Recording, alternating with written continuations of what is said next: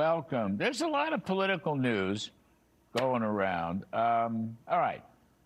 Joe, you want to talk about Michigan, all right? Michigan could be the biggest race of the year, right?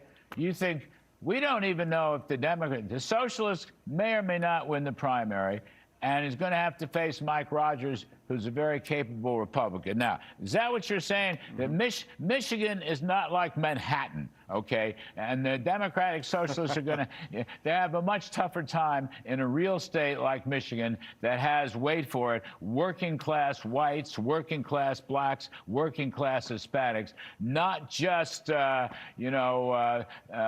overly educated white upper class socialists. Have I laid that out pretty well? Manhattan, that's certainly for sure. I think you did perfectly. Okay. You must have read my column in the Washington Examiner today. I've memorized it's the ultimate national test lab. It was very good, actually. It's the ultimate national test lab, Larry, for socialism, and the appetite for it outside of the far left. So a socialist, to your point, Mamdani may win in places like New York, and we have a socialist mayor in Seattle. We have a socialist in Washington, D.C. But can they win in a state like Michigan, which, if you look at the last 3 presidential elections, has been razor close one way or the other? So the DSA, if they could win in these deep blue cities, and they're very brazen about what they want to do to the country, then if they win in Michigan, then they'll say, okay, this is a national brand, and now we're going to put forth Alexandria Ocasio-Cortez as our nominee in 2028, because now this is what Americans want. This is what's going to give us swing states like Michigan. So again, what do these people want to do? They want to blow up institutions like the U.S. Senate, which has existed for centuries. They want to blow up the presidency. Don't want it to exist anymore. They just want a parliament like we see in Europe. They want to end prisons, open borders, citizenship for all illegals, dismantle ICE, and they will try to end. And you're going to love this one, because it was said on Martha's show, McCallum's, last Friday. The head of the DSA said that all double-digit gains on investments should be unconstitutional and not be allowed. So, yeah, if they want to run on that, and if they could win in a state like Michigan, then I guess we're misreading this room completely. But if they can win in Michigan, watch out, because this thing is very much for real and very much will be a big part of the 2028 conversation. And by the way, they're going to face a very talented Republican, Mike Rogers, who nearly beat the Democrat the last time in a state that Mr. Trump carried twice. So it's not like some Upper West Side precinct or Lower East Side precinct here in Manhattan. Anyway, Mark Simone, Susan Collins going to win in Maine. Bolton, she's going to win in Maine, and that probably right there stops the Democrats from taking the Senate. Absolutely. Maine's got a big Democratic population. Yes. A lot of crazy liberals from Massachusetts moved up there, but she'll win. I'm from Michigan, by the way. Really? I know that state. You vote in Michigan? Well, why the hell don't you vote in Michigan? It's pretty easy. I guess you don't need an ID or anything. But I didn't say that. You know, a crazy left-wing Mamdani, you can get elected in New York, California, not in Michigan. It is. There's a little pocket of lefty crazy in Detroit area, but as soon as you go through the rest of the state, it is solid, heartland, Midwestern people. But Susie Collins is going to win in Maine. Yeah, I mean, what's the name? Troy Jackson, is that his name? Yeah. So, but he's a big lefty. He doesn't have the Nazi tattoo, but his positions are just as far out. Again, the Democratic Socialists cannot attract working folks. That's their biggest problem. Ordinary work. I mean, you can talk about Maine lobstermen and all that, fishermen. They're not going to be for all the crazy things that the DSA wants. No, and also, when it comes to Susan Collins, she's not exactly a Trumpster. She's opposed Trump on many things. Even voted to convict him in one of those impeachments. So I don't know what the Democrats' complaint is. She's a moderate, and she's going to easily win. All right. More in politics, Joe. More in the Senate races.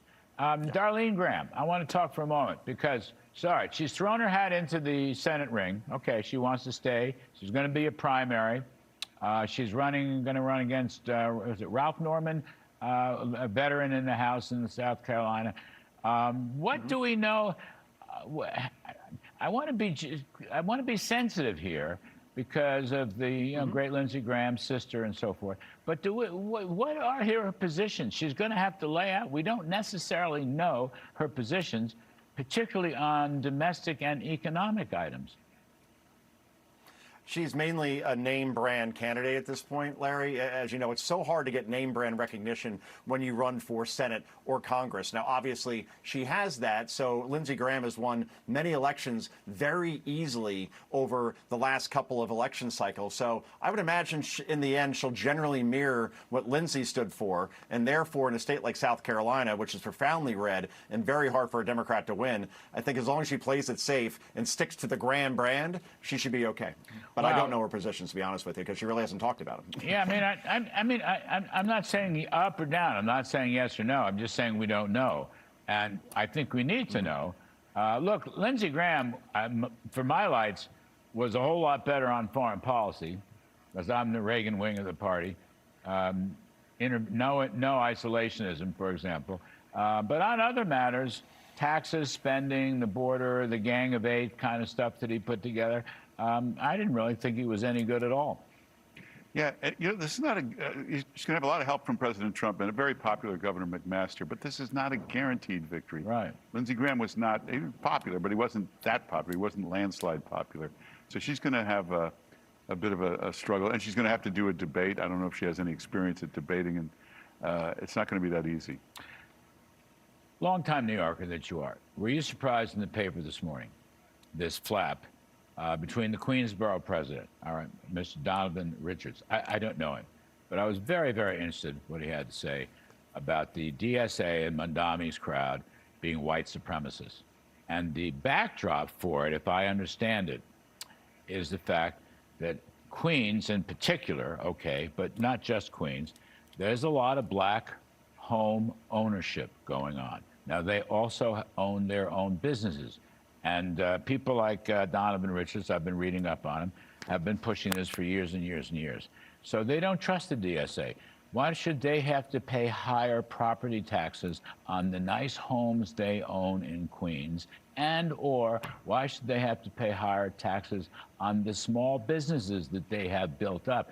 This is a fissure that I think is going to grow because African Americans, Hispanics, they're not really part of the DSA. People of color, the DSA is pretty much lily white. Yeah, and it's not just this Queens borough president. You got Van Jones, who's a very, very smart voice on CNN, saying this has got to stop, this has got to end. And a lot of smart Democrats know that this may be trendy at the moment, but it's going to lead them off the cliff. And they got to find a Bill Clinton before 2028 to come along and lead them back to the center. That's their only hope. See, Joe Concha, this is, the media doesn't write enough about this. But the Post broke the story today. I'm sure you saw it. And the DSA is a very elite group, okay? Mostly white folks, well-educated, okay? They're not salt of the earth. They're not working folks. They didn't struggle to own their own homes. And what this Donovan Richards has said, Mr. Richards, he's a borough president, so he's been elected official for many years, apparently. You know, you go through Queens, you've got a lot of lovely neighborhood homes, right? They're owned by minority groups. Why should they be taxed by a bunch of white lefty socialists?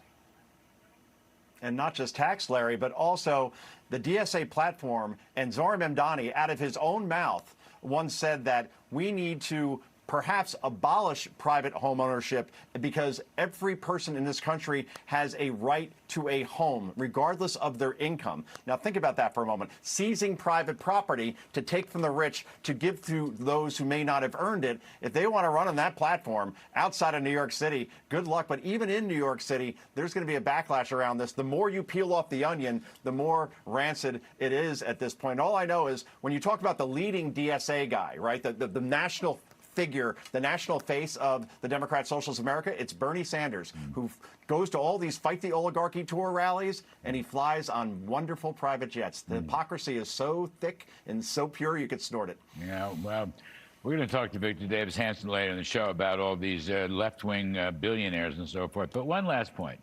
New Yorker, Mark Simone, okay, very important. Here we go again. If Mondami lifts a finger to try to arrest Benjamin Netanyahu, Mondami can go to jail. Mark Thiessen walked through it last night. hammer and verse. U.S. Code 22 U.S. Code 7423, 18 U.S. Code 112, protection of foreign officials, official guests. If you listen, he may already be guilty, but he can go to jail for a couple, 3 years if he tries to boot out Netanyahu. Yeah, also, if you read that law, there's another thing in there, but if you even threaten, Yes. you can Yes. go to jail. Yes. Also, the police commissioner has absolutely no power to arrest anybody. I love the show Blue Bloods. That's half the episodes where the mayor wants somebody arrested and can't get the police department to do it. We have a great police commissioner, Jewish. She's certainly not going to arrest Netanyahu. So there's no possibility of this. It's just stupid theatrics. Stupid theatrics. You're right, by the way. He may, because of his threats, he may already be guilty under state and federal law, as it turns out. Did you see Mark Thiessen last night on the show? He was great. Walking through this stuff was fantastic. I have his copy here. It was great stuff. Gentlemen, thank you. Joe Concha, appreciate it. Thank you, Mark Larry. Simone.